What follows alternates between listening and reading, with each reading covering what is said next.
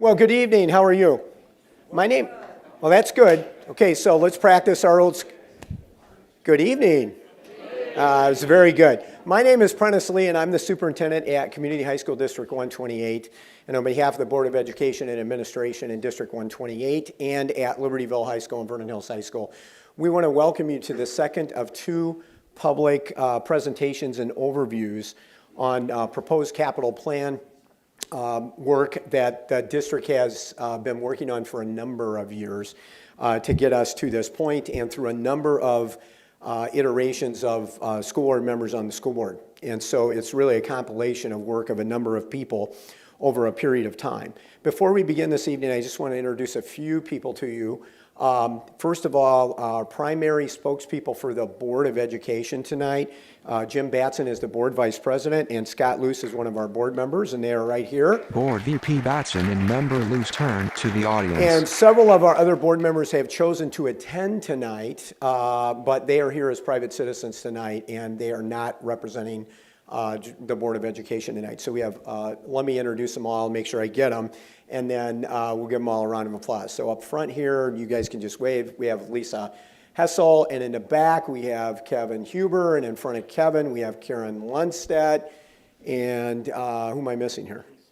Oh, Casey. Where is Casey? I didn't see Casey. And hiding in the middle there is Casey Rooney, and I think I got all the board members. Our board president, Pat Grudy, was really disappointed he could not be here tonight, but he is on a long planned trip with one of his daughters on a father-daughter week while she's home for vacation. That was planned well before we had the presentation tonight. So, you know, Pat gives you his regrets for not being here tonight. We also have several people from kind of our support team that has been working with us on our capital planning. And so Mike Henderson is here from STR. They are the district architects. And Mike, Schuyler, I forgot your last name.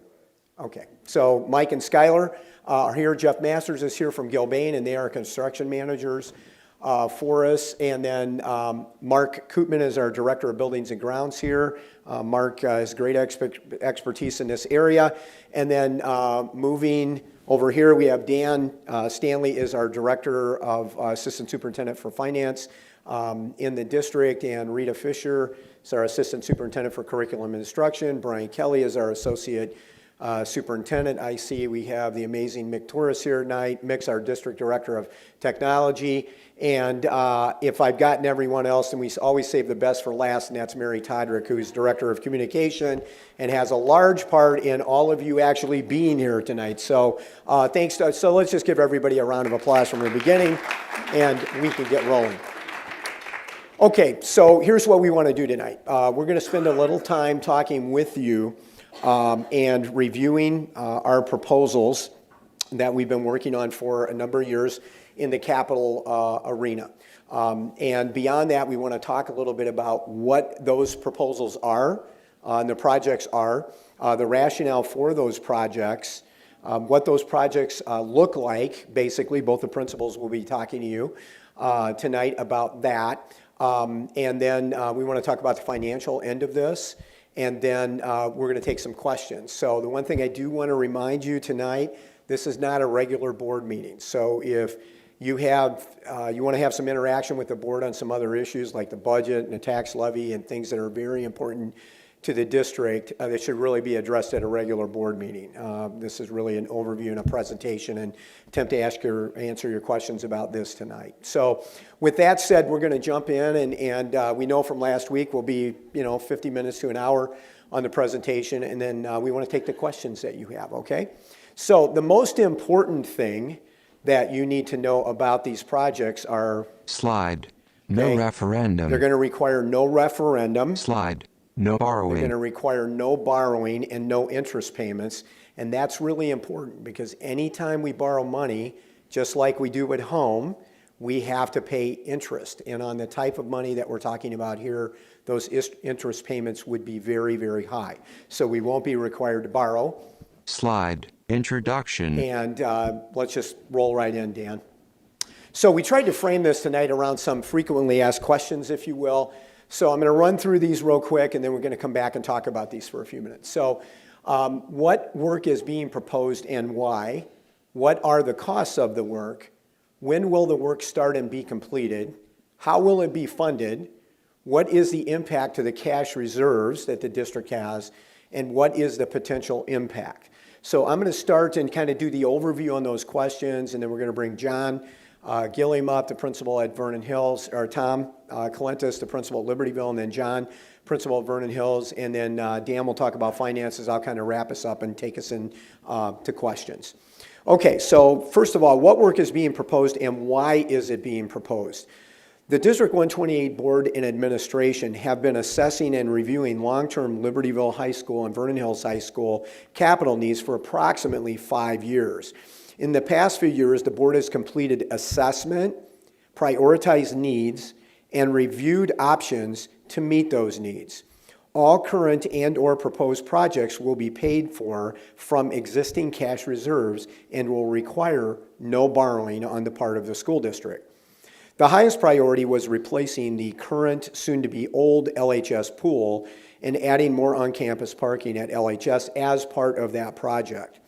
With significant current cafeteria needs at Vernon Hills High School and continued rising enrollment at Vernon Hills High School, expanding the student cafeteria, adding additional classrooms, and a STEM lab, and adding a second competitive gym there, like the West Gym at LHS, became priorities. Based on current rising enrollment and future enrollment projections at VHHS, the board is considering a conservative approach to the addition of classrooms with future options to add more classrooms if our enrollment projections continue to exceed expectations. At LHS, completion of the new swimming pool, which has already been approved and obviously under construction if you've driven by LHS. The work is expected to be completed on the LHS swimming pool in the spring of 2019. A parking lot addition, already approved and under construction, would add an additional 68 parking spots on the west side of the property, was approved by the board and the Village of Libertyville. These additional spots are much needed for the LHS campus, not only during the day, but for after-school and extracurricular events. Repurpose the current and soon-to-be old LHS pool, which is currently one of the proposals under consideration. That would result in a multi-purpose physical education and extracurricular activity facility. This building and space at LHS is important for both curricular needs, the regular PE curriculum, and extracurricular needs as well. At VHHS, expanding the cafeteria is under consideration as part of the capital project's proposals. The existing cafeteria is at least half the size that it should be for a high school the size of Vernon Hills High School. As a result, the cafeteria space must be expanded into the front lobby, and the lunch periods are scaled back to only 22 minutes in length. Dr. Gilliam will explain in more detail in a bit how that impacts students very differently at VHHS from the students at LHS. The expanded cafeteria and remodeled servery will be able to better accommodate the current and expected increase in students over the next few years. 8 classrooms and a STEM lab. STEM stands for Science, Technology, Engineering, and Mathematics. And those classrooms in the STEM lab are currently under consideration as well. An analysis of classroom usage was completed to determine the current and future needs for classrooms at VHHS. The proposed new STEM lab and classrooms will be able to accommodate both changing curriculum needs and increasing enrollment in the future years. And finally, a second gymnasium and dance studio, also under consideration as part of the capital projects. Currently, VHHS has the same curricular and extracurricular programs as Libertyville High School, and as such has the same space needs. The second competitive gymnasium and dance studio will be able to accommodate all of these needs and provide for increased enrollment. So what are the cost totals for each campus and overall? At LHS, already approved by the board and under construction, the new LHS swimming pool and the LHS parking lot addition. Total cost for both of those projects, already approved, $22.5 million. Under consideration, repurpose the current soon-to-be old LHS swimming pool. The total estimated cost is $5 million, which brings a total estimated cost for all projects at LHS to $27.5 million. At VHHS, under consideration, expansion of the cafeteria, addition of 8 classrooms and a STEM lab, and addition of a second competitive gymnasium. Total estimated cost for all projects at Vernon Hills High School, $26.6 million. When will the work be started and completed? If approved by the board, projects would be bid at the end of January with bid awards at the end of February. To hit applicable construction cycles, project work would begin late spring at both campuses. Tentative project completion dates are projected to be as follows. At LHS, spring 2020. At VHHS, fall 2020. How will the project be funded? It will be funded 100% from existing cash reserves. As noted earlier, it will require no referendum and no increased taxes to fund these projects. In addition, since we are not borrowing money to fund the projects, there will be no interest payments as well. What is the impact on existing cash reserves? Existing cash reserves without early taxes is $80 million, minus the $54.1 million for the 2 projects, so that's the 27.6 and the 26.6. Equals $25.9 million left in reserves. That is a 30% fund balance as a percentage of operating expenses. Illinois recommends a minimum 20% cash reserve. 25% cash reserve. Thank you for the correction, Scott. I was waiting for Dan to jump in there. So let me say that again. The state of Illinois recommends a minimum of 25% cash reserve. Does the board plan to build the cash reserves up again? This was a question that we received earlier at last week's session, and the board is committed to leveling the cash reserves around the 30% level, or in other words, maintaining the reserves around the 30% level. The school board over the last 7 years has had a number of conversations about the appropriate level for the cash reserves, and that has wound its way down from 60 to 50 to 40, back up, and then back down to the 30% level. But given what we know right now, we believe that's a comfortable place and a reasonable place for the district to be. There is still a great deal of uncertainty in Illinois around school financing and funding, including the percentage of state funding going to public education, potential pension cost shift from the state back to local districts, and the possibility of a property tax freeze. After years of discussion by several iterations of the board has, again, reached consensus around the 30% cash reserve level. Finally, the past few boards and the current board have committed to not use cash reserves to pay for regular operating expenses. So what's a potential tax impact to taxpayers of the proposed projects? There is no tax impact. District 128 has no outstanding debt. There is no debt incurring to pay for any of the proposed projects. Thus, there will also be no interest payments. And as we noted at the beginning of the presentation, those interest payments can be substantial over time.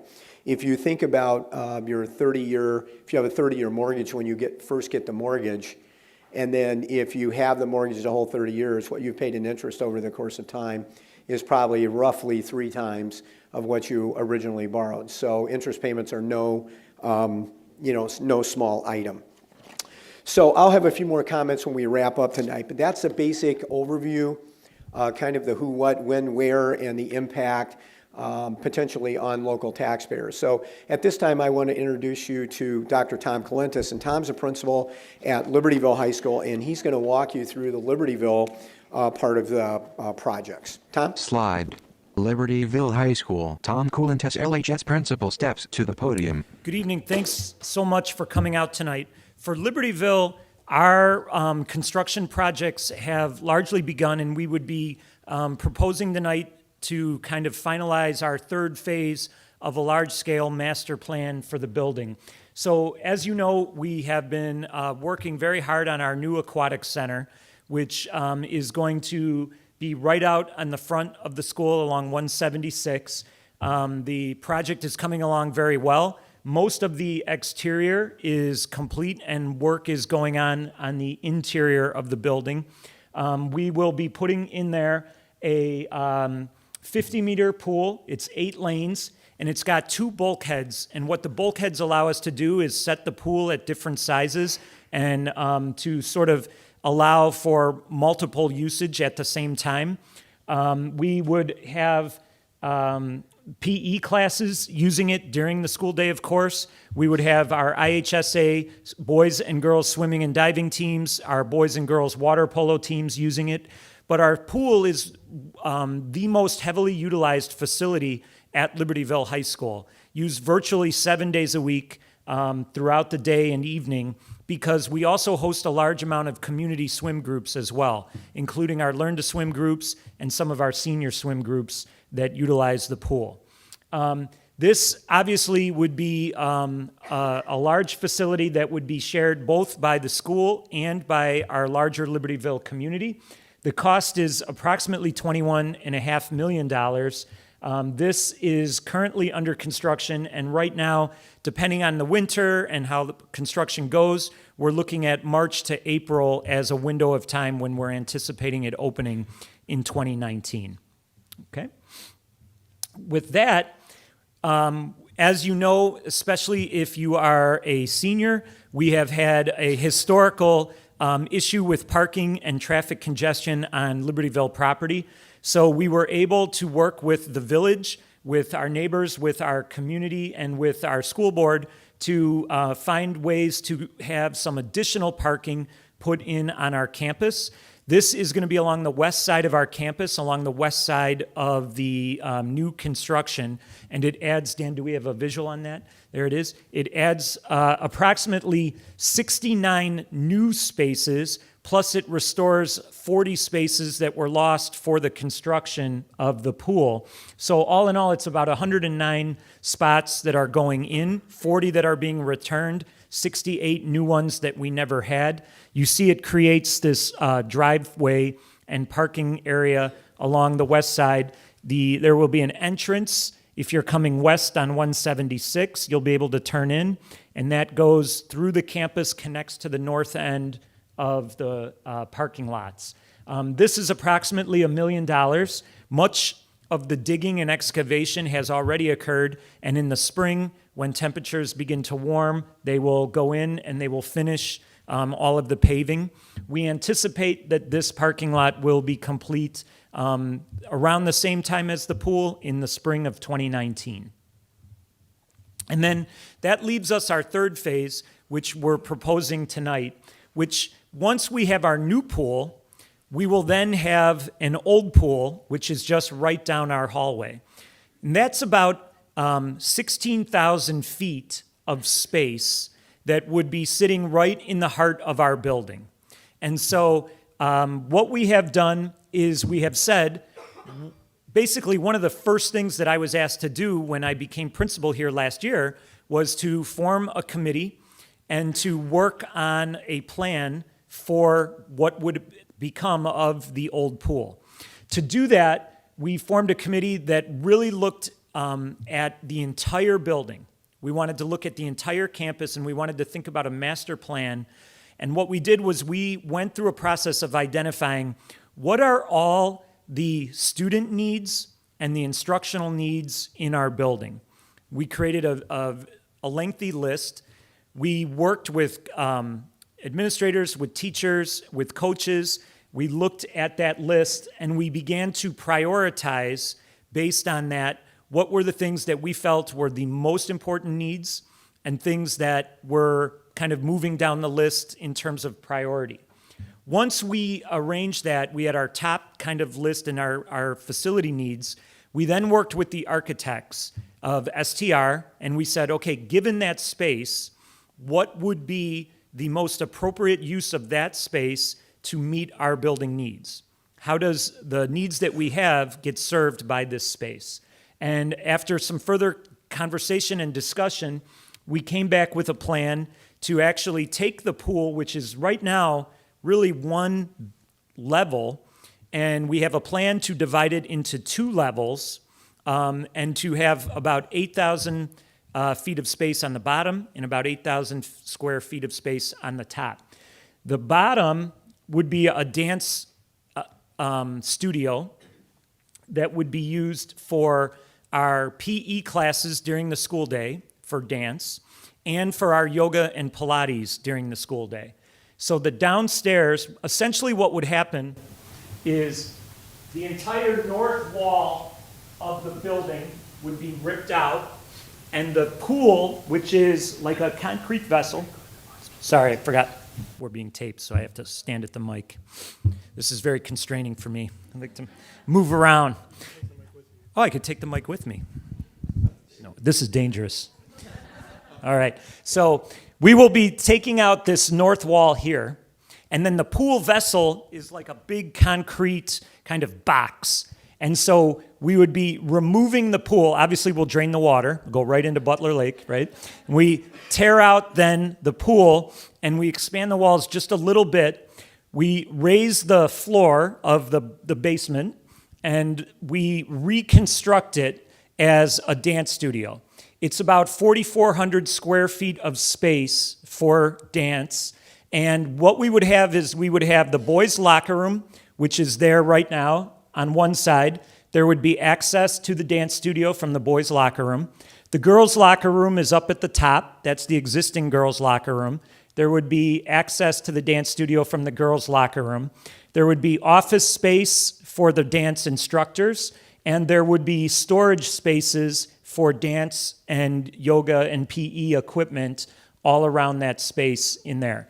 The floor would be a floor that is designed for dancers. It would be a sprung floor, which means you're building it off of the concrete. It has a little bit of a give for dancers.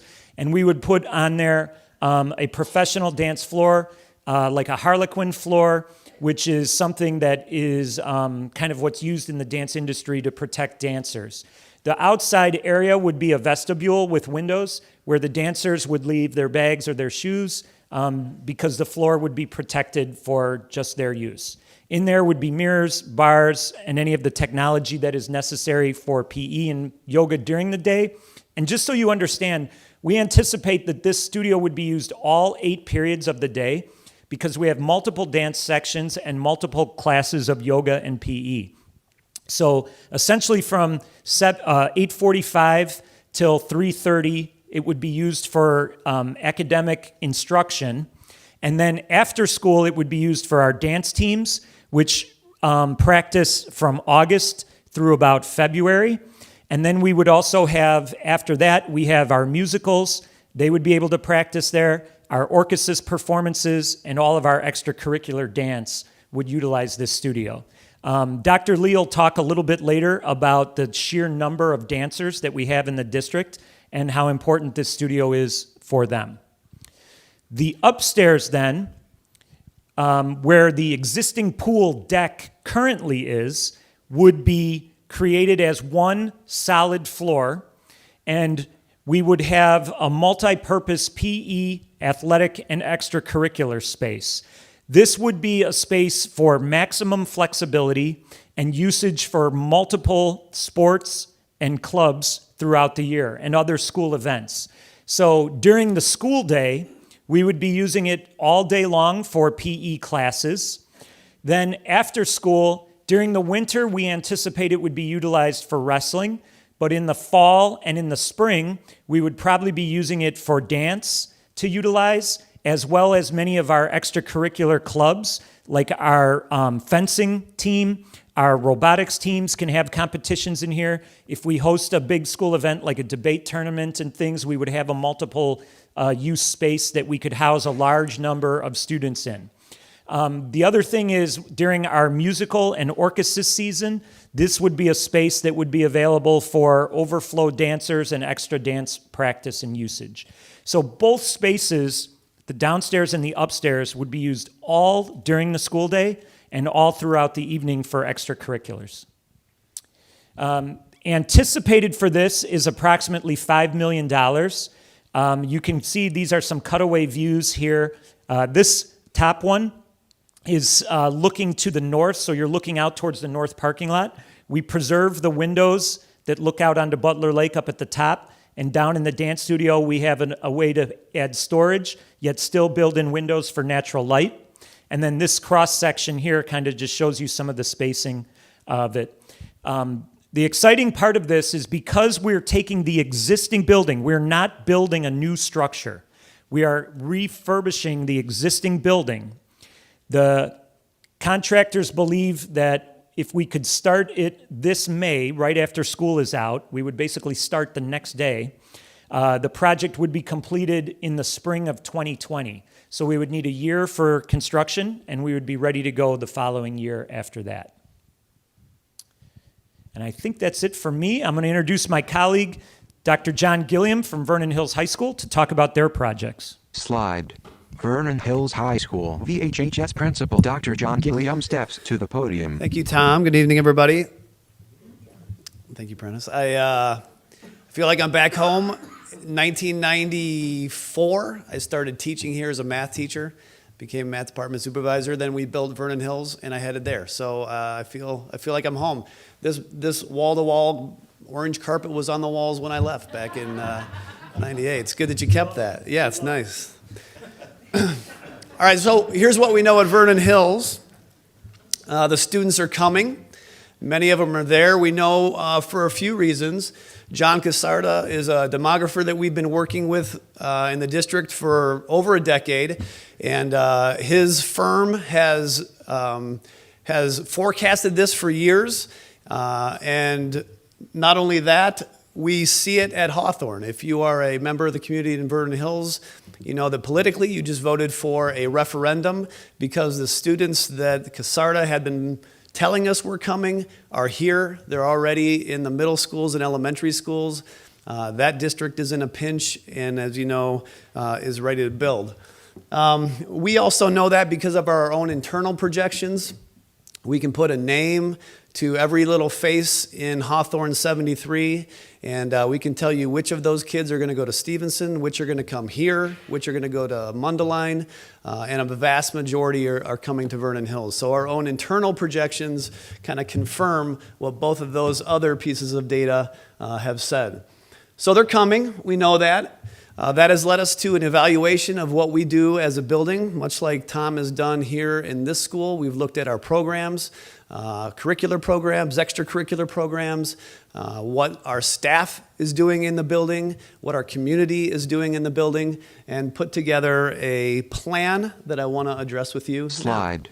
Enrollment history. This gets into the numbers of students a little bit deeper, just in case you are interested. This blue line in the pink box is our historical enrollment. So you look at the last 10 years, and our students have wavered between 1308 at a bottom spot and 1500 along the last 10 years until you get right now and you can see the trend. Right? The trend right now is going up, and this year we have 1490 in terms of students. Right, and when you look at what's going to happen in the next 10 years, well, we're going to go up. The question is for us, how much? And so this Casarda firm has given us 3 projections, A, B, and C. A is not shown. It's his most conservative, one that we don't think is anywhere in the picture.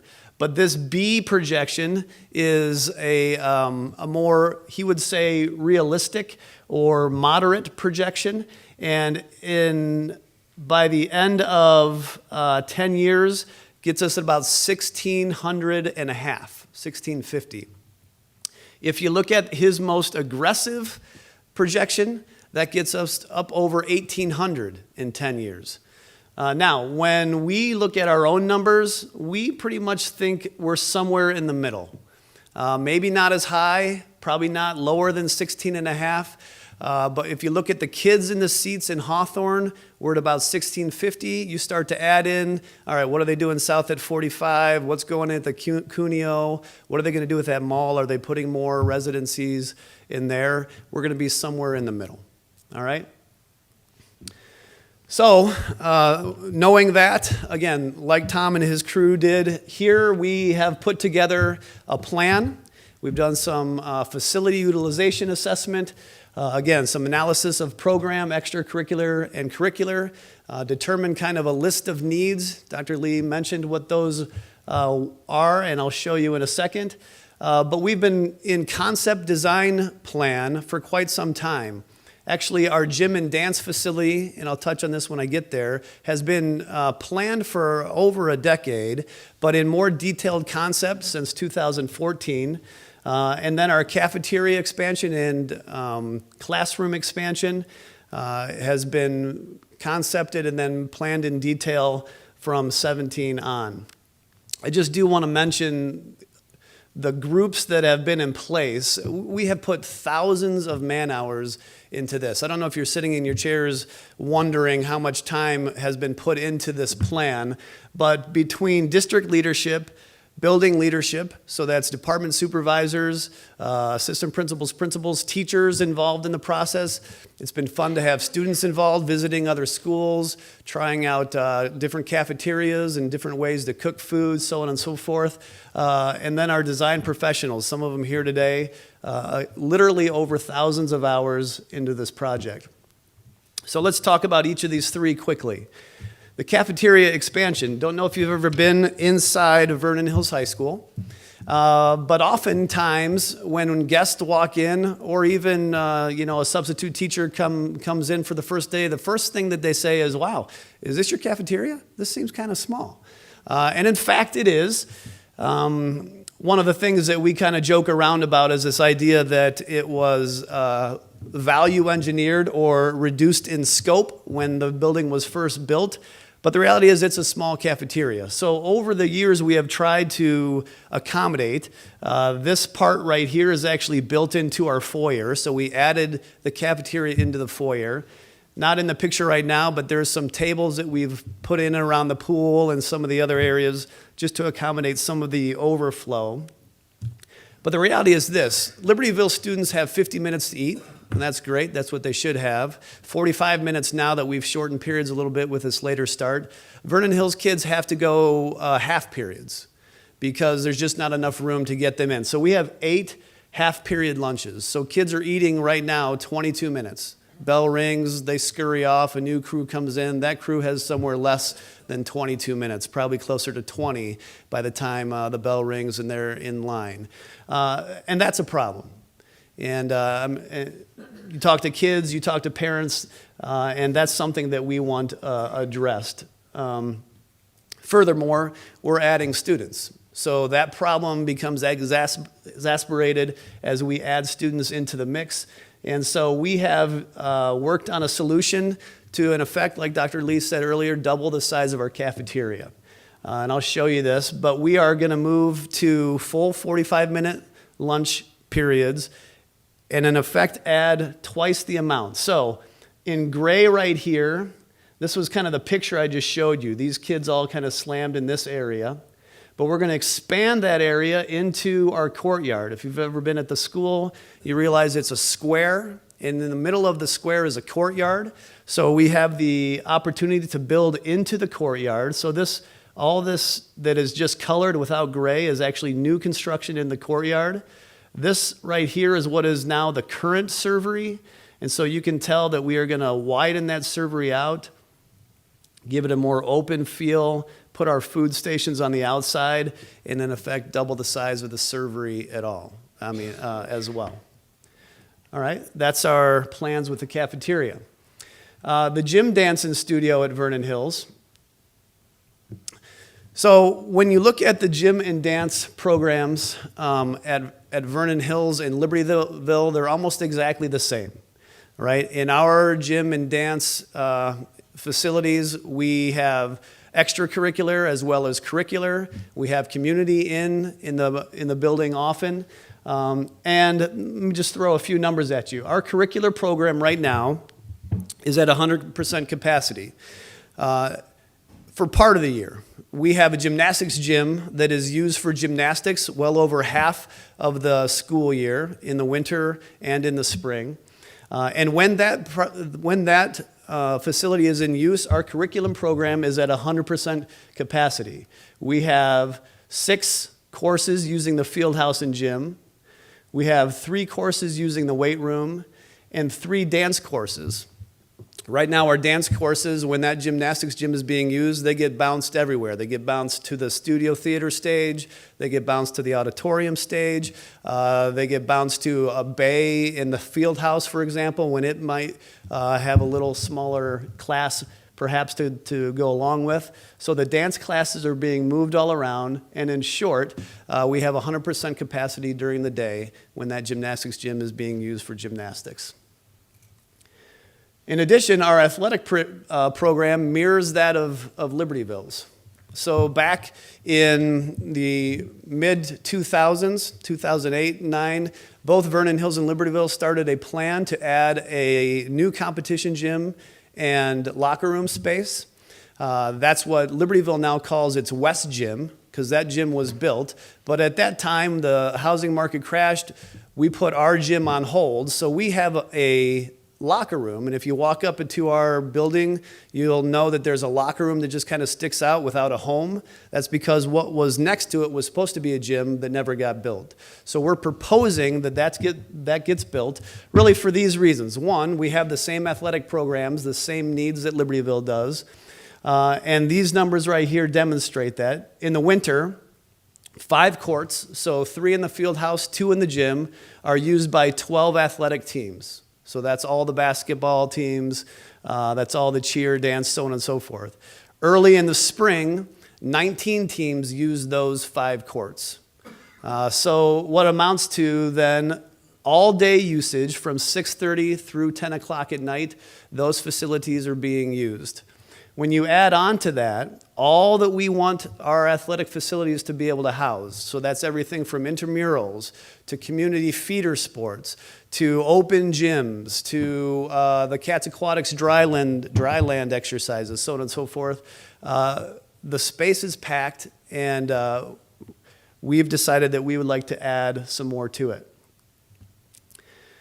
Again, if you walk to the front of our school, there's a green space in front of the pool. That's where we are proposing that we would build the second competition gym. Again, it's the exact same footprint as the West Gym at Libertyville High School, and my guess is we'll call it the West Gym of Vernon Hills High School because it is on our west side. But it's the exact same footprint. It's got one main competition floor, and then you can put a divider across the middle and go 2 smaller courts, volleyball courts, basketball courts with bleachers on one side.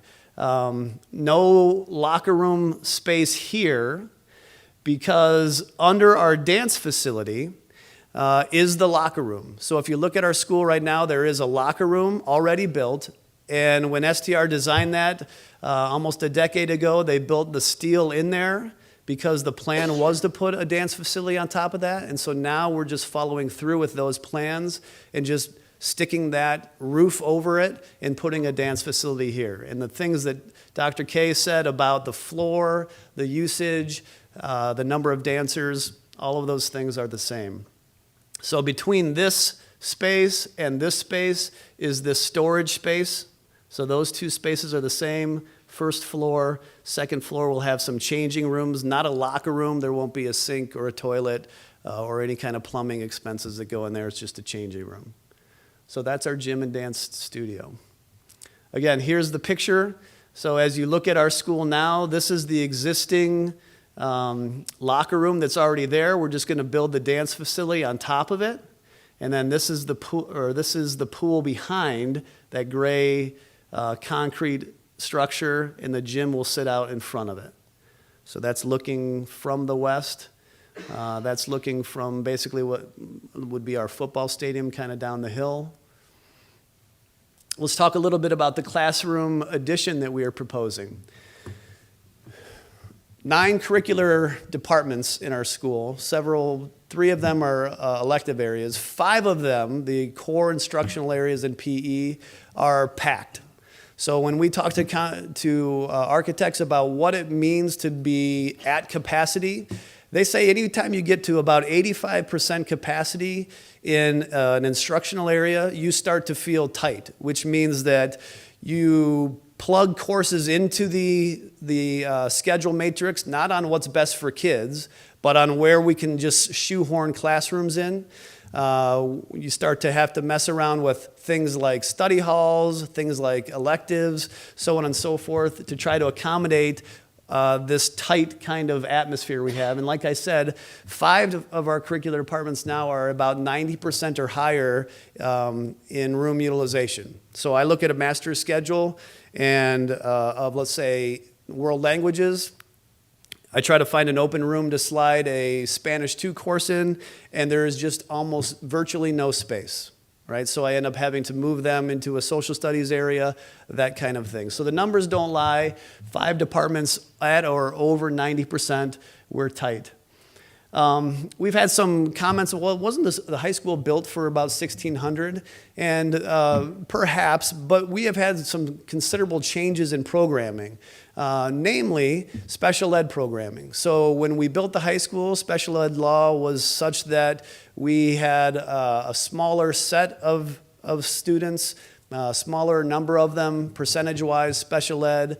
The needs in terms of space and constraints were smaller, but we've got an expanding special ed program like Dr. Calentes would have here, which means that they need proportionally a much greater number of classrooms into the instructional space like we haven't had before. We've had some program shifts that have led to this idea of a STEM. You know, back when Vernon Hills was built, we had 8 sections of woods and autos. We still have those programs, we still have those spaces, but fewer kids are taking those, and more kids are taking upper science classes, computer science classes, development classes like web development, app development, those kinds of things, which have led to this push in STEM, which is why we're proposing a STEM lab. Our solution to this add in students and this need for instructional space then is to go on a conservative line. Like Dr. Lee said earlier, the architects have said, look, we think you need somewhere between 8 and 16 classrooms. And so we're going to stay on the conservative side, ask the board to build 8 classrooms, 2 of them science labs, 6 of them instructional classrooms, and then an additional science lab that we're calling a STEM lab.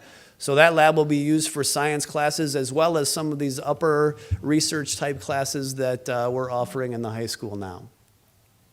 This is a look at the addition from the northeast corner. So that's basically looking at it from CDW.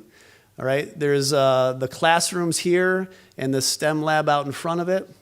Here's another look directly at it. Again, classrooms here, STEM lab in front of it. One more look.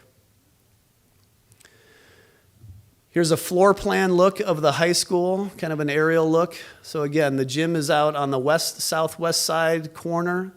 The cafeteria kind of built into the courtyard, and then the instructional wing off the northeast side right next to CDW. As Dr. Lee said, we're talking about using reserves close to the amount of $26.5 million. We'd love to get this bid going now so that we can start building in May as soon as we graduate, with the hopes that students will be eating in a new cafeteria, participating in a new gym, and taking classes in a new wing by the fall of 2020. Thanks. Slide. VHHS Summary. Cost $26.6 million paid from cash reserves. Superintendent Prentice Lee. Slide. Board and stakeholder design planning. Okay, just want to spend a couple minutes talking about board and stakeholder design planning. As John and Tom have mentioned, from 2014 to the current time, there have been dozens of board meetings and board committee meetings. So I mentioned in my opening comments that this really goes back 5 to 7 years, the planning on this, and it covers several iterations of the board who have looked at this over the years. So this has been something that's been worked on repeatedly, not only at the 2 building levels, but considered at the board level as well. There have been more than 60 stakeholders involved in that process at both buildings and working with the board. There have been 6 separate design teams and then more than 50 design team meetings. So here are a couple of things that are important to know. Our history in this district, going back many, many years, is that we build good, usable facilities. We build nice facilities, but we do not build Taj Mahal facilities in this school district. The district has never believed, and we don't believe, that that's an appropriate use of taxpayer resources. So to use a swimming pool as an example, to do a 50-meter pool, when we first did design and Mike and the crew began to feed numbers back to us, that pool came back at $28 or $29 million. And so over the course of 2 months, it was value engineered down to $21.5 million. So we cut basically $7-8 million out of what was pretty close to a $30 million project. And what we're going to get as a result of that is a nice pool, a very functional pool, but it's not a Taj Mahal pool. And that fits into our model here. So all of these projects have gone through some level of value engineering as we have worked internally, and then we've worked with the board, and John and Tom and Bryant and Dan and our professional support people that have worked with us on this have done a great job in terms of doing that. And that's very important to know. So Dan, if you want to move to the next slide. So let me introduce Dan Stanley, who's our Assistant Superintendent for Finance, and Dan's going to talk a little bit about the financials on this, and then I'm going to come back and I'll have some closing comments, and then we'll take some questions, okay? Dan. Slide, Financials, Assistant Superintendent for Finance Dan Stanley. Good evening. Happy to be here. I'm just kidding. Hi, how you doing? Do we need to stretch? I know this is a lot of fun. All right, so let's talk financials for a few minutes. So really, what we're trying to do is kind of break these into two ideas, because we're talking about a lot of different things that are happening. Some of these projects that we're talking about are already bid, approved, shovels in the ground, like those are going. But then we're also talking about separate projects that we're looking to propose that we would like to do. So looking at the ones that are already done, under construction, shovels in the ground, the LHS Aquatic Center coming in at 21.5, not to exceed 21.5 million. It won't, will it? It's not going to, we're fine. LHS parking lot at no more than $1 million for a total of projects that are currently under construction. Again, bid, approved, shovels in the ground, $22.5 million. Then, really the projects that we're kind of showing that are new is the work at this building, LHS, the old pool renovation, approximately $5 million. And for the Vernon Hills, expanding the cafeteria, the gym and dance facility, and the classroom addition coming at about $26.6 million. So when you total the proposed ones that we're really kind of informing you a lot about tonight, you get to $31.6 million. So what does that mean? How do you pay? How are we going to pay for that? Well, essentially what we're talking about is paying it out of our cash reserves. So if you go back to kind of really before the pool, we started paying for the pool, back to fiscal year 17, we had a fund balance when you take out early taxes of approximately $80 million. And so when you look at all the projects that we're talking about to be paid out of those reserves, so the pool and parking at $22.5 million, the proposed construction at LHS for the old renovating the old pool at $5 million, and then the proposed construction for Vernon Hills at $26.6, you get a total of $54.1 million. So you take 80 minus 54.1, and we get to $25.9 million remaining fund balance when this is all said and done. So what does that mean? How do you give context to $25 million? What that essentially means is that is a 30% fund balance as a percentage of our operating expenditures. So the money that we have to spend year in, year out to operate the district, to run, to pay teachers, to turn the lights on, all of that amount of money represents about 30% of that. So as Dr. Lee had mentioned earlier, ISB, the Illinois State Board of Education, which tells us a lot of the things that we have to do, their recommended minimum balance is 25%. So just to give context to that. Then there's these other things that I wanted to bring to you is we have opportunity to not spend money. So I'm going to talk to you about the money that we would like to not spend tonight. First is inflation or escalation costs. If we miss this construction cycle and we can't start construction until next spring, The idea is that costs go up. There's inflation, there's escalation with construction. And then talking with our experts, maybe it's a range of 4 to 6% based on the 31.6 million that we're proposing to do, because the pool doesn't count because, or the new pool doesn't count because that's already bid and done. There's no inflation or escalation in there. But the stuff that we're proposing could go up if we don't go out to bid at this point and we wait a year. You're talking anywhere from a range of $1.3 to $2 million a year based on a 4 to 6% escalation cost. And that's something that we would like to avoid, that we have the opportunity to avoid, and we would like to take advantage of that.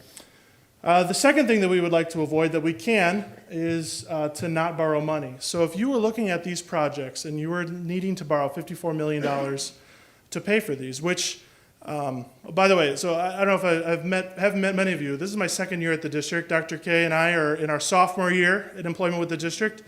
This is a wonderful district. This is a beautiful district. This is a very fortunate district. And not a lot of districts are able to fund projects without having to borrow money. It's pretty common that you have to borrow the money to be able to afford to pay for it. Similar to most people when you're buying a house, you don't really have all that money up front, so you've got to borrow money and pay the mortgage on that. So we have the opportunity to avoid that. Now, Dr. Lee was right. If you look at the math, right, on a 30-year mortgage, if you're looking at the end of the day, you've basically paid for your house 3 times. Well, because of how borrowing with schools works, we really only go about 20 years, so it's not quite as high, but you almost really double what you're spending. So in order to get $54 million, you'd have to pay out like $100 million. So really what we're avoiding is about, I truly think conservatively, $50 million of interest that we have the opportunity to avoid, and we would like to take advantage of that. The third is, what about if you split or deferred some of these? What if you said, you know what, let's hold off on the cafeteria, let's do that later, or do something else like that. Well, because there are 3 different parts in the building, we have an opportunity of economies of scale that we can do. So because we're doing the 3 different projects and we're putting them together, we're buying more steel at one time. So we can get the steel cheaper because we're buying in bigger quantities. Also, the trades are already on site, so they can work out. The electricians go to this spot, and then they go to this spot. So they're already on site, which is super helpful.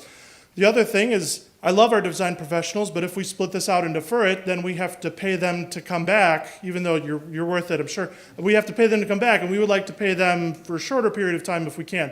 So those are things that we just want to take into consideration of, again, 3 areas of cost that we have the opportunity to avoid, that not always you're able to do that, and that's something that we would like to take advantage of. So to summarize, what we're proposing at this point tonight is at Vernon Hills, additions, $26.6 million. Expand the cafeteria, classroom addition, gym and dance facility. At LHS, proposing renovating the old pool at $5 million. All paid from cash reserves, no referendum, no borrowing money, no tax increase to pay for this. So that's, in a nutshell, really what we're talking about tonight is really kind of this slide in total. So I'm going to turn it back over to Dr. Lee. Great. And, Thanks, Dan. We've got the meetings up there for you. Great. If I can get back on here. Test. Okay, there we go. Slide. Upcoming meetings. So that's our overview for this evening, but I want to hit a couple of high points here. And as you go through this process, we'll often get questions. Either people talk to us individually, or they call us, or they email us along the way. So a few things. Several people have said, we don't want to spend our tax dollars on a few kids in the dance program. And the dance programs are vibrant at both schools, as you've heard tonight. Okay, so we have multiple sections of physical education and dance during the day as part of our curricular program. And then we have large numbers of students who are involved in and extracurricular activities.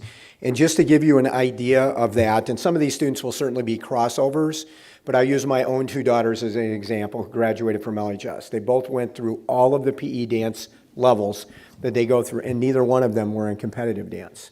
So we have a number of those students as well.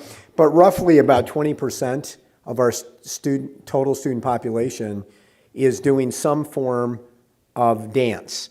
And again, that could be through physical education curriculum. That could be through one of our competitive dance teams.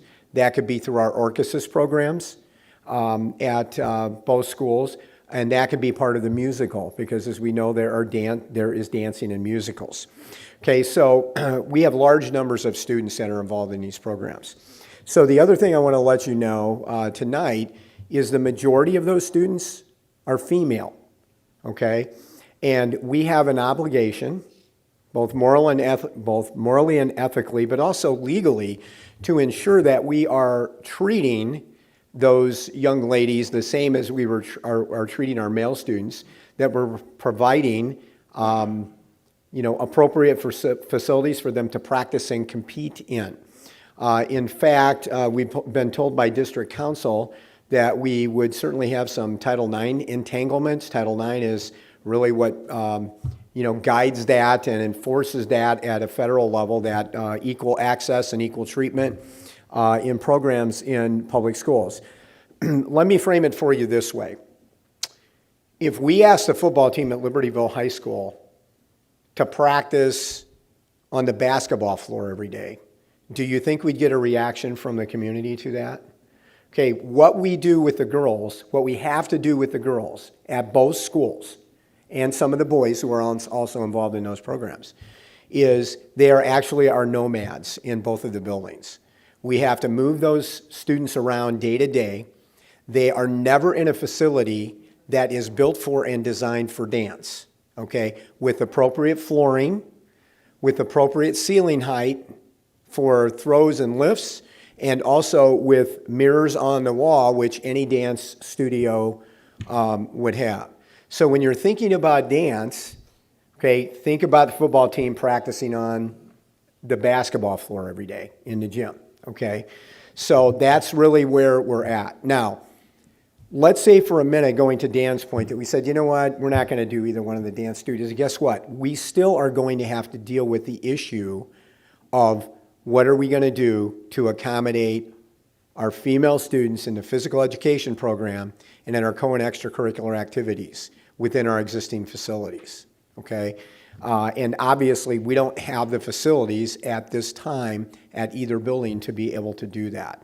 So to do this with existing construction, when we can take an existing facility and we're repurposing it, and we are planning on building the second competitive gym at Vernon Hills, and we already built a locker room with the steel to support, a third of a second floor to have a dance studio, makes perfect sense. So that's important to know.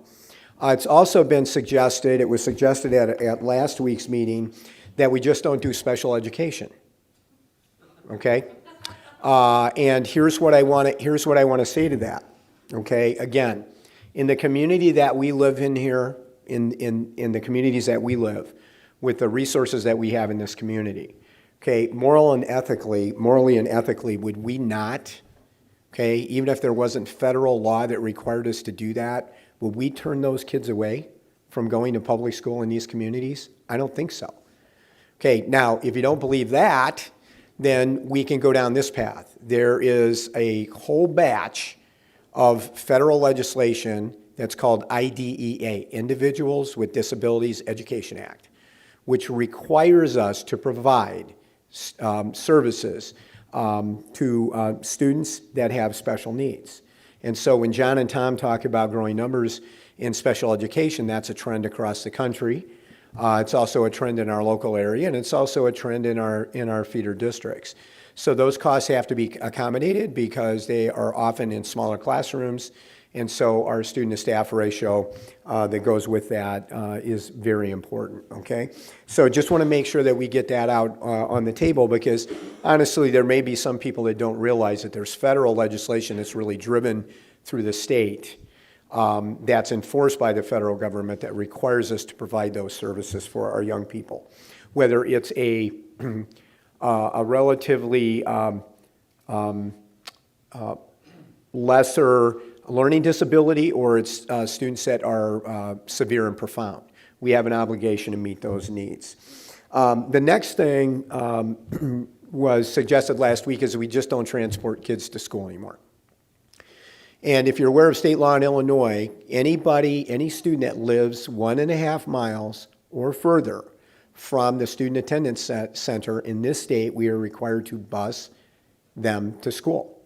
Okay, and there's been recent legislative changes that would actually allow students to be bused inside that 1.5 mile parameter if there were either traffic or rail hazards.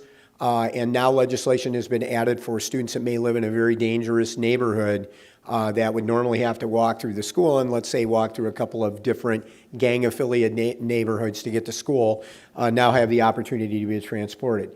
It's a fixed cost, and it's a cost that we build into our budget every year. So Dan talked a little bit about kind of the cost of waiting, okay, in terms of construction inflation. How many of you have either had a student in college, you have a student in college, or you will have a student in college? Just raise your hand. Okay, you check your year-over-year tuition bill. I know Lisa Stone does up there, okay? And college tuition kind of goes up from 5 to 6% every year, right? If inflation's 0.7, tuition goes up 0.6 every single year, okay? Construction inflation is very similar. So we talk about the cost of waiting. I am also a taxpayer in the district, okay? None of us wants to spend good money after bad when we could have done it on the front side. But here's something that actually Scott and I were talking a little bit about before the meeting tonight. But if you're a Tribune reader, did anybody see the article about Hinsdale High School District 86 that was in the paper today? One of the best high school districts in the state, some of the oldest big money in the Chicago area in Hinsdale. And Hinsdale 86 board announced Monday night that it's cutting football, band, cheerleading, dance, swimming from their program. How can that be at a district like that? What's happened in that particular district is they put off their capital needs for so long that now they have to pass a referendum at about 146 million scaled back to do all of 146 million to do all of their capital work. And so in order to scale back a referendum that they lost in the fall, they are going to have to pass a smaller referendum at 146 million, and the result of that is they've announced that they're cutting programs, okay? So what our board has done historically here, certainly over the past 12 or 15 years here, is they've done a great job of planning forward and looking kind of 15 years down the line. And really that's what the boards here, plural, began to do approximately 7 years ago. We had a place where we knew we were going to be paying off some bonds, and that created a gap in space for us to start to look at what our capital needs were going forward. So many of the things at Hinsdale, for example, that they have on their list of things to do, okay, security, advanced security in their buildings, we've already done, okay, forward wiring technology in their buildings, we've already done. Number of those things we've been able to do because we had a capital plan on cycle, and we've used existing reserves to be able to do that. So that's one other thing to keep in mind kind of on the cost of waiting. If you put things off too long, then you have to borrow money, and if you can't borrow as much you need to do as all those things, then you have to make significant cuts from other places. Two other things, and then I'm going to close, and then we'll open this up to questions from everyone. That sometimes people in the community are not aware. If maybe you're not reading the newspaper every day, but over a 5-year window in this district, the school board abated, and in our world that means not collected $18.5 million of property taxes it could have collected. It's the largest property tax abatement over 5 years in the history of the state of Illinois. Okay, $18.5 million the district could have collected based on the referendum the district passed 20 years ago to build Vernon Hills and do some work here at Libertyville, and the board abated that money and did not collect it. The second thing, and I'll just speak at district office, that we've done over the last 3 years, is through attrition and retirement, I've recommended the board the reduction of 5 full-time positions at the district office level. So we've reduced 20% of the district level staff at a savings of $520,000 per year. Now in our world, we always multiply times 10. So if you take that number and you multiply times 10, you're going to get another number. But over that 10 years, there would be salary inflation. So that number is even going to be higher. And we've worked with John and Tom very closely, and Marina Scott before Tom, and we've really held our building budgets very tight. over the last few years. As John has noted, did a great job with, the numbers are going to keep climbing. We are at 1,500, which nobody could fathom probably even 5 years ago. We know we're going to hit 1,600 probably in the next couple of years. And then as John indicated, the question is, do we hit 1,700 or 1,800 moving forward with some of the development in the district? So again, that planning forward is very important in this process.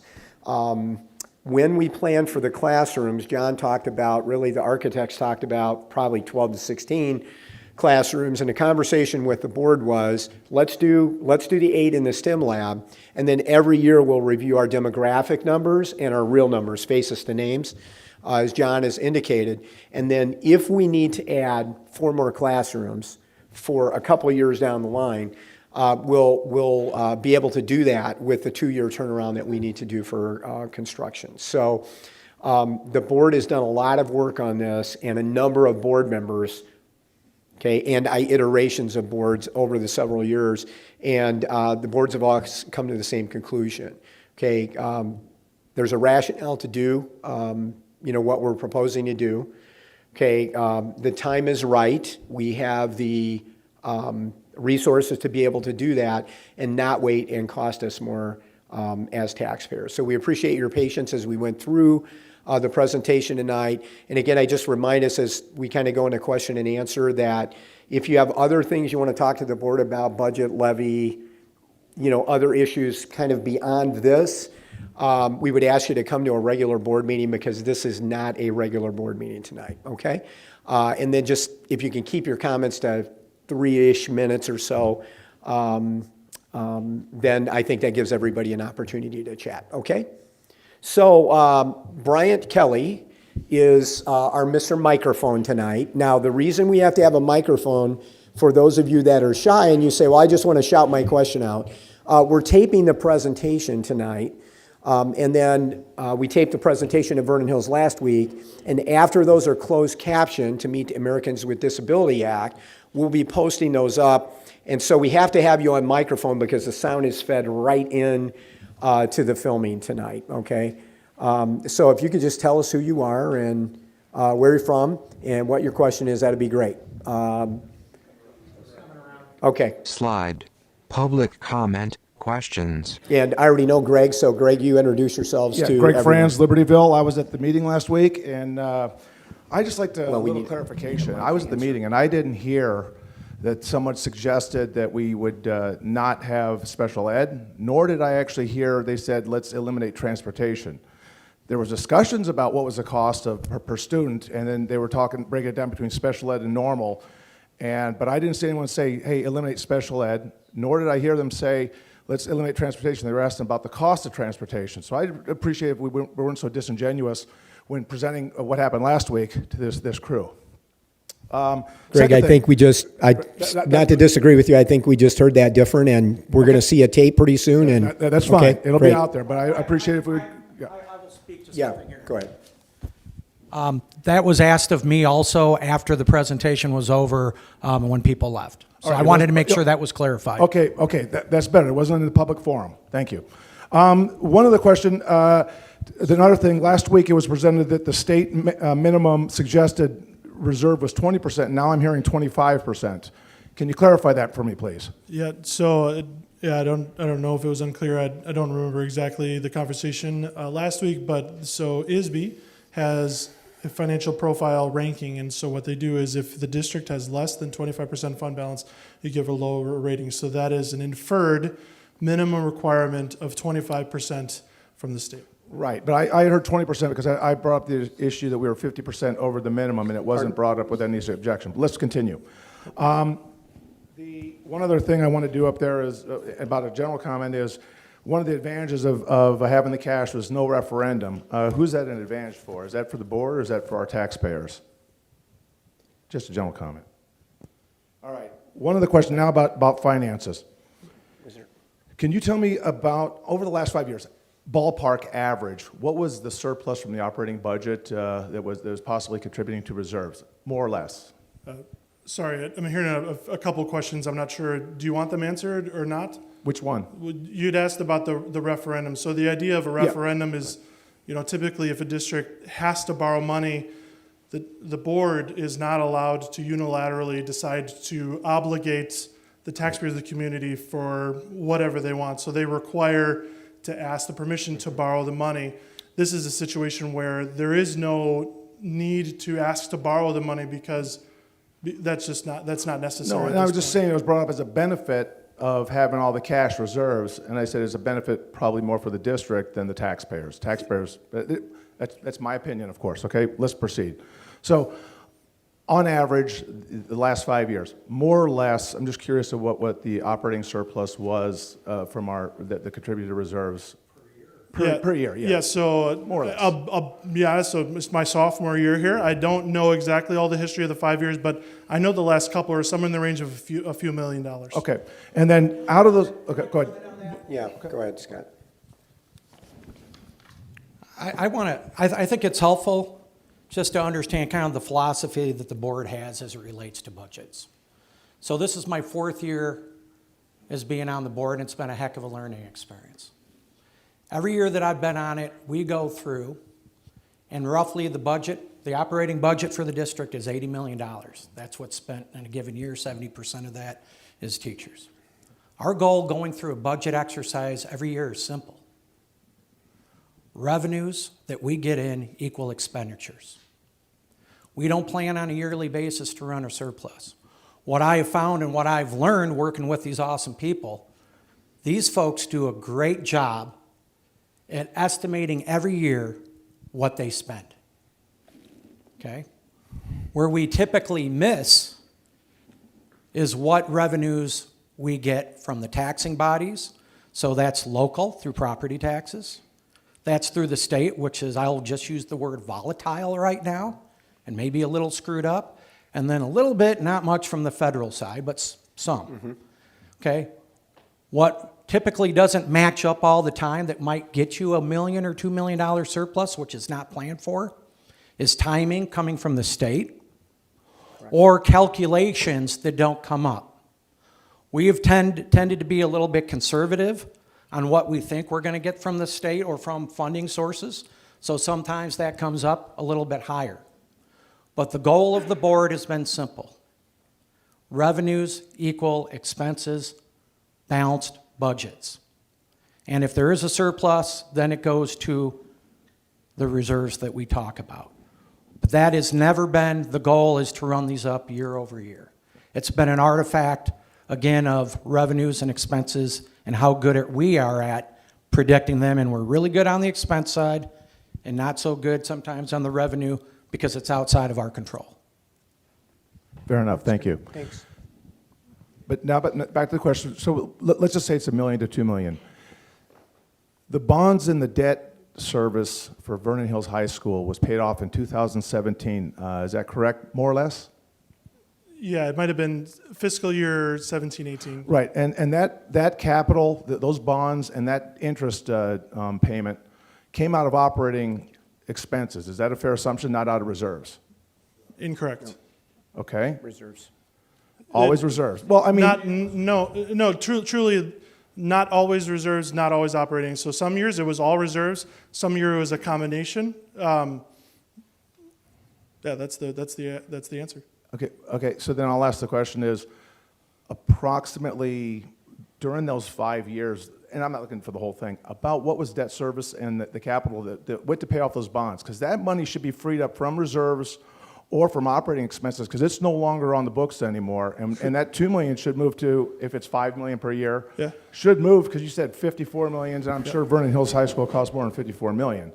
So all that money should be freed up either from reserves or from operating expenses, or from the operating budget, that really hasn't been out there in the most recent past, correct? Sure. So the debt payment when the district had bonds would range, depending on interest schedule and everything, approximately $5 to $6 million a year. So once that debt went off, and that's the thing about the referendum. So the question is who benefits from the referendum? Well, typically, again, a referendum says we want to increase your taxes to pay for this. This is not the situation that we're facing. So what happened when they built Vernon Hills and that referendum was passed, that referendum was to increase the taxes to pay for that. So once that happens, it gets filed with the county and kind of set it and forget it kind of thing. But so what happens is when that debt is paid off, the taxes go away as well. So in theory, it won't work out exactly, but in theory, you have about a $5 to $6 million tax for that debt payment that went away 2 years ago. Is that the abatement we're talking about, that we're hanging our hat on, saying how we didn't take it because that was the decrease in taxes? What I'm getting to is right now is the fact that it seems like, and I'll let it go, but the idea is that there's a chunk out here. I'm seeing that there was a tax decrease. I didn't necessarily see it when this thing was paid off. There's an abatement that's out there, and I get that component of it. But now, I'll follow up with you guys later. I sent an email to you asking about some information, and I'll follow up with you later. But I'm just concerned about that big chunk of cash that was going out of here, whether it was reserves or whether it was operating income, is now freed from this community and should not be going into reserves. And hopefully we get something of it coming back to the community. I'm happy to show you. And it definitely, once it was you. paid off, the taxes went down from that not being there anymore, for sure. Yeah. Let me speak just a bit about, I was on the board at the point in time that whole process started. The amount of taxes taken out of that you pay for that referendum is a separate line item on your tax bill. There's X number of dollars for that to go to pay that $6-7 million, whatever it was, payment each year. About 7 years ago now, I think, we made a decision that, okay, we had some reserves here, some cash balance that we could use to really help the taxpayers out. And what our intent was to level our tax payments, the monies that we receive from the taxpayers in this district, was to level that out so it doesn't increase. And how we did that was a couple things. One is we said, okay, we're going to start paying a part of that mortgage payment, call it a mortgage payment, that separate line item on your tax bill.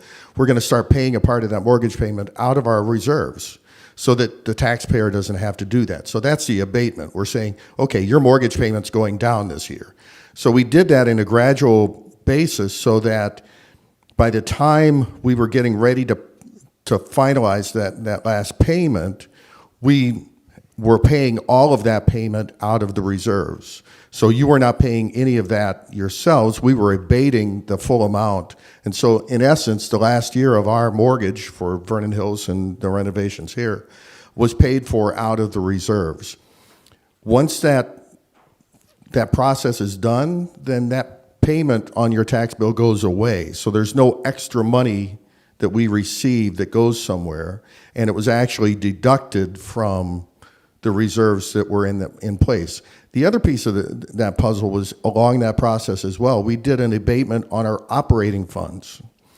That decreases the other line item on your tax bill that goes to pay all our operations. And that was, I believe, 1.2 million or something component of that.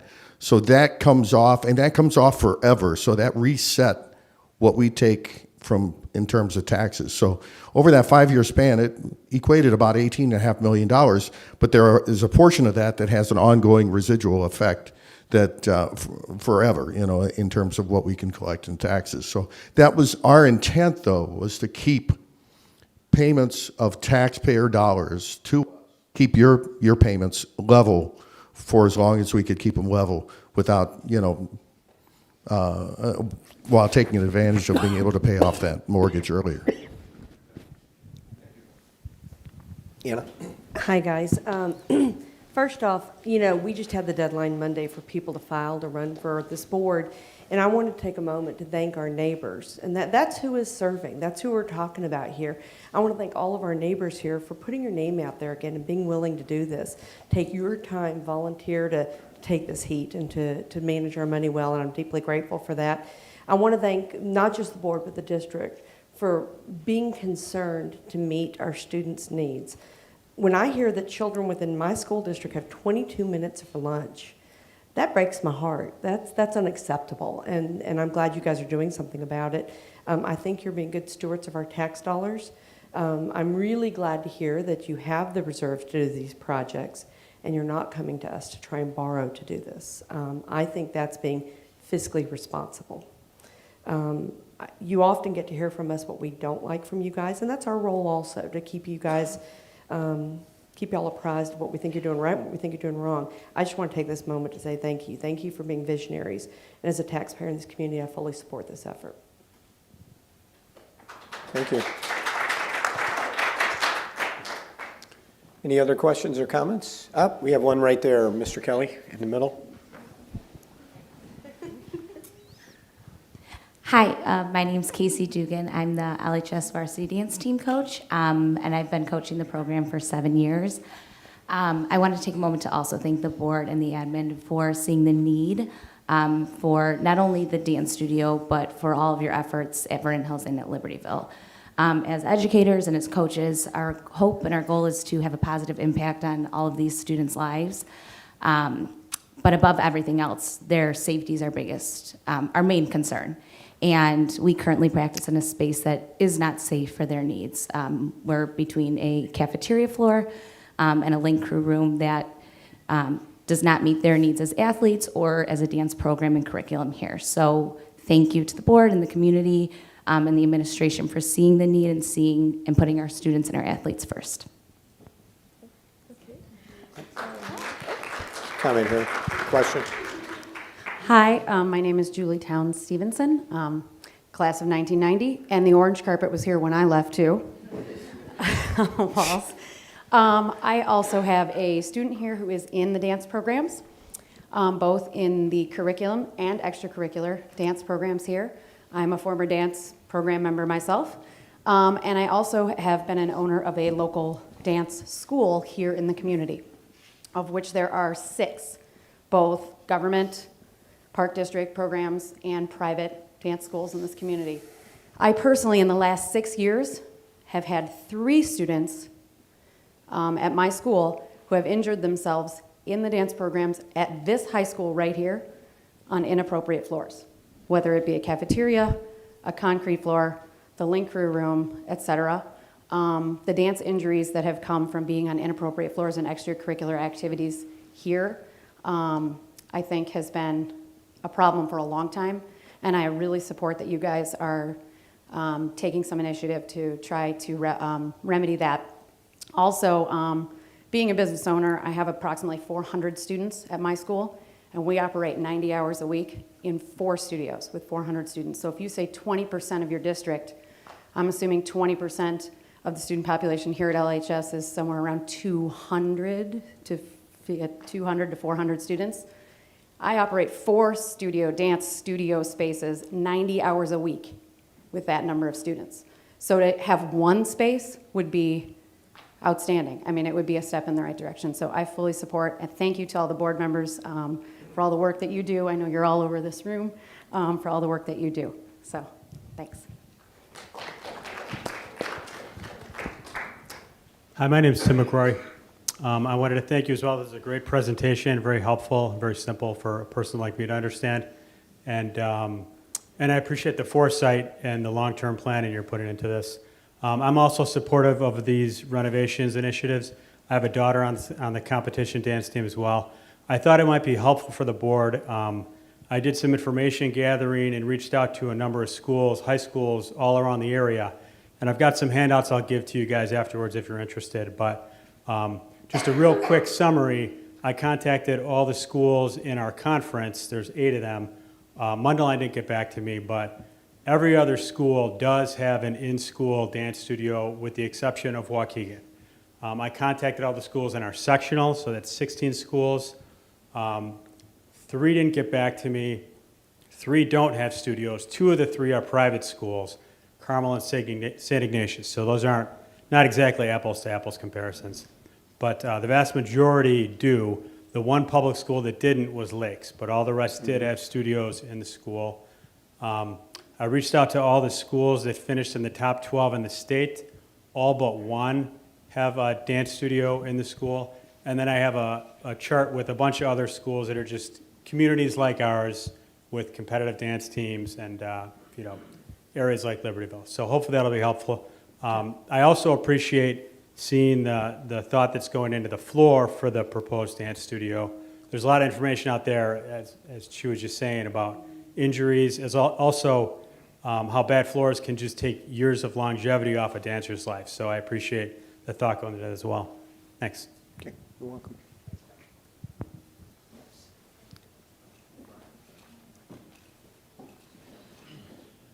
Yeah, Jeff will come back up to you then. Okay. Rod Bus class of 70, we didn't have a swimming pool, and you can see what happens. Two questions. One is an easy one, maybe for you to answer. Was the board unanimous in supporting the capital budget? And the other question is kind of related to something Jerry Brown said to the governor when he gave advice to the new governor. He said, prepare for the worst. And, you know, we talked briefly before the meeting, Jim and Prentice, about how Libertyville Township's pretty lucky to have a good, a relatively low tax rate. You have pretty good income. But it doesn't always, you know, Hinsdale you alluded to, Zion lost a nuclear power plant. Are you confident that the income stream we have that allows us to have this low tax rate is going to continue? As to the question of was the board unanimous, I believe, so the budget that the board Yes. approved took it into account. I believe it was unanimous that that budget was It approved. was unanimous. Yeah. There you go. But Jerry, Rod, you asked about but if the board was unanimous on the capital planning, right? Yes. Yeah, moving forward to the proposal stage, yes. Yeah, but to be clear, the ones that are proposed are not board approved to like bid, you know, that is not done yet, to be clear. So I just wanted to just be clear about where that is. Then in terms of the income stream, you know, the state law, so are you sure? It all depends, you know, we have a variety of taxpayers in our district, both corporate, industrial, and everything like that. We're not aware of any major changes happening there, but truly that somewhat of an unknown. Now, if they did make big changes, you know, there are requirements for notifications of things like that to happen, but that would be a truthful answer. We've been, I think, you know, I've been here, I think this is my 15th year. We've been fortunate to be very stable here, right? Part of the kind of the run-up before the real estate crash, there was a lot of corporate development in the area. You know, HSBC built their facility out on the tollway. It's now AbbVie is in there. We have all the development in the office park around our district office across from Vernon High Schools, right? So CDW is there. So we have a good corporate presence. And in Illinois, we have just about the perfect mix of taxes in the district to fund a school district, for example, because we've got a good spread of residential housing, and we've got a really nice spread of kind of corporate, industrial, and retail moving forward. So that gives us a broader tax base than a community. We were talking about Grays Lake, for example, which is heavily residential. So taxes are very high there because just homeowners are carrying the majority of the tax burden there, where it is spread out. Having Abbott in our school district is, you know, a blessing for the school district and certainly the area with jobs and those kinds of things. So we've been very fortunate, and I would concur with Dan. We don't see any major changes there. As we know, they're still doing development in the area. I mean, you look at Vernon Hills and the Melody Farm area. Now, that's on a TIF for 21 years, but eventually it will come off a TIF at some point. In several meetings with folks at Vernon Hills, the developers are committed to redeveloping the mall area to projects like other malls that are being successful with a mix of, you know, standalone restaurants, housing, various housing, that kind of stuff. So it seems like there's a commitment to do that. And then we still have residential development, you know, going on in the district, you know, surprisingly, on any pieces of land they can find that. So somebody mentioned Cuneo earlier, the development over there. Housing that they'll have at Melody Farm if they do some housing at the mall. And then kind of normal turnover of housing stock, right? And so part of what's going on in Vernon Hills is, some of the kind of stable areas that have been there for a long time are finally turning over, where people own their houses for 30 years. Now the real estate market's better than it was in 2008, right? When we kind of hit the wall and people are selling their houses and young families are coming in to all of our communities. Green Oaks, part of Mundelein we have, the Rondout Mettawa area, of course, Libertyville and Vernon Hills, because it's a great place to raise kids, right? Good schools, safe towns, great park districts, all of those things. So all the fundamentals in our communities are really good. And, I think I could say on behalf of all of our board members, we are just as concerned about property taxes as all of you, because we all live here too.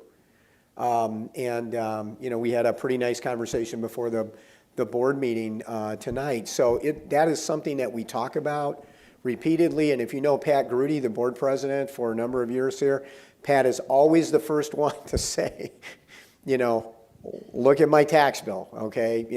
We've got to pay attention to this. So those conversations are going to continue to happen. And what we're trying to do is leverage an opportunity in a time where we've got some real need and we happen to have the resources, and we're not going to have to come back later and spend more on those projects because we waited and then have to try and borrow the money and pay the interest to do it. So it's kind of almost like an alignment of the moons at some point. So Jeff, why don't you go ahead and then we'll see if anybody else, and I want to just remind people at the end when the upcoming meetings are and what the timeline is. So.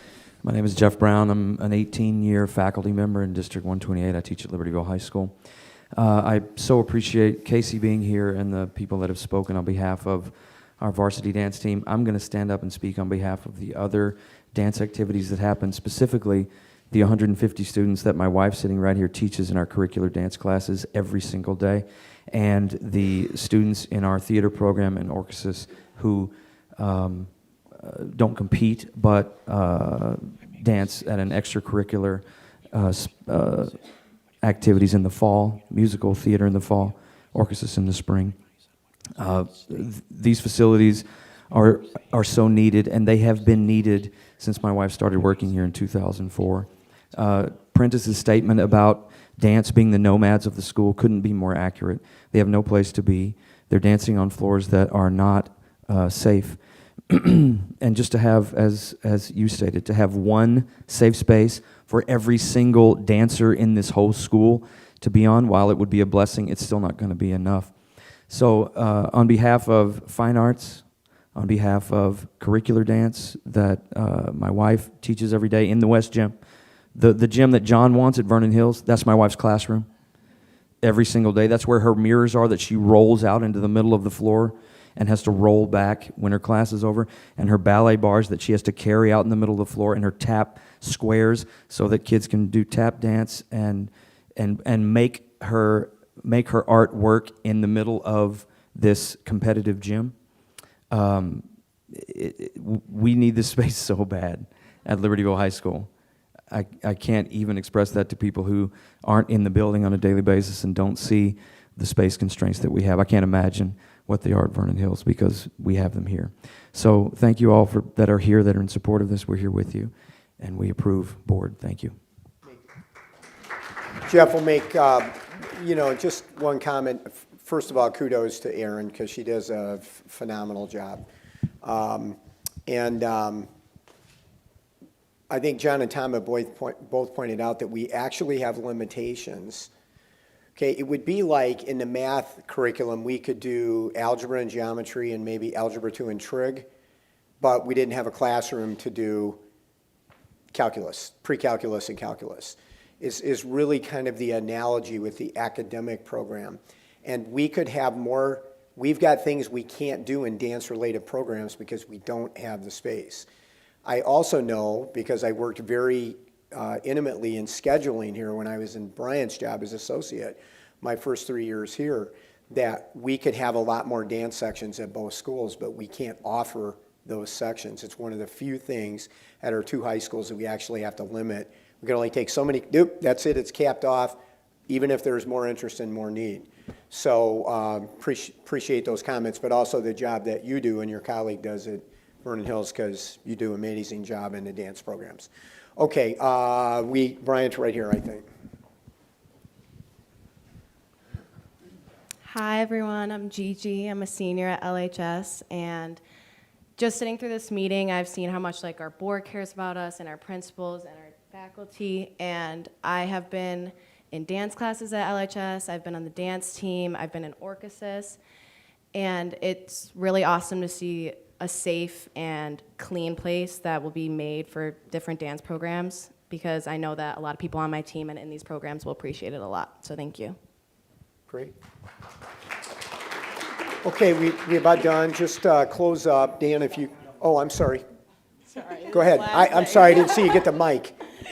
Hi, I'm Kelly Higgison. I'm a 3-year varsity member and a captain this year. And again, we just want to thank the board for all the effort they put in to help fix this and just accommodate the needs for all the other dancers. And I know this won't benefit us anytime soon. We're happy with knowing that it's going to benefit the program and the rest of the dance programs and things that'll go on at the school. That's great. Okay, Dan, would you advance the slide for me, please? Okay, so let's talk about timeline, just to review the timeline again. So for us to hit our construction timeline, the board will need to vote on the projects to go to bid at our January board meeting, okay? If the board votes on the proposed projects and we go out to bid, then the next step is they have to award the bids, and that's when it gets for real, okay?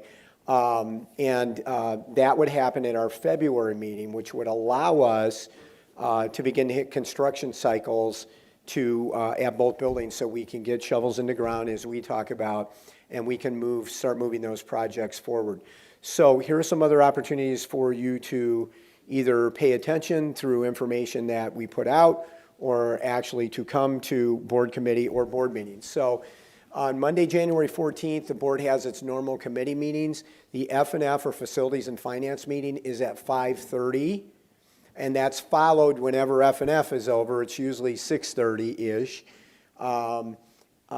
Then Program and Personnel meeting happens after that. Our January board meeting, where the board would actually need to decide to bid the projects out, if they're going to do that, is Tuesday, January 29th, 2019, board meeting, 7 o'clock, and that board meeting is at Vernon Hills High School in the library, if you haven't been there before.